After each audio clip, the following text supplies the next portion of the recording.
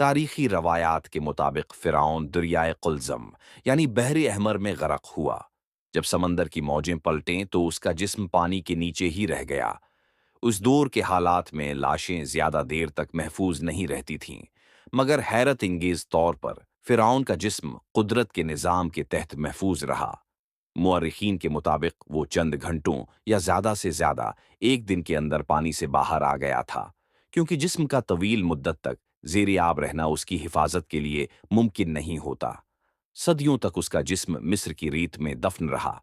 ہزاروں سال بعد 19ویں صدی کے آخر میں مصر کے قدیم بادشاہوں کے مقبرے دریافت ہوئے۔ 1898 میں فرانسیسی ماہر آثار قدیمہ وکٹر لوریٹ نے وادی ملوک میں ایک مقبرے کی کھدائی کے دوران ایک حیرت انگیز لاش دریافت کی۔ بعد ازاں تحقیق سے ثابت ہوا کہ یہ لاش رامسیس دوم یا اس کے بیٹے مرنبتاہ کی ہے، جن میں سے ایک کو اکثر قرآن میں مذکور فرعون قرار دیا جاتا ہے۔ اس لاش کو احتیاط کے ساتھ نکال کر قاہرہ کے عجائب گھر میں محفوظ کر دیا گیا۔ کئی دہائیوں بعد جب اس پر مزید سائنسی تحقیق کی ضرورت محسوس ہوئی تو 1976 میں اس مومی کو پیرس، فرانس لے جایا گیا۔ وہاں معروف فرانسیسی ڈاکٹر اور محقق ڈاکٹر موریس بوکائی نے اس کا تفصیلی معائنہ کیا۔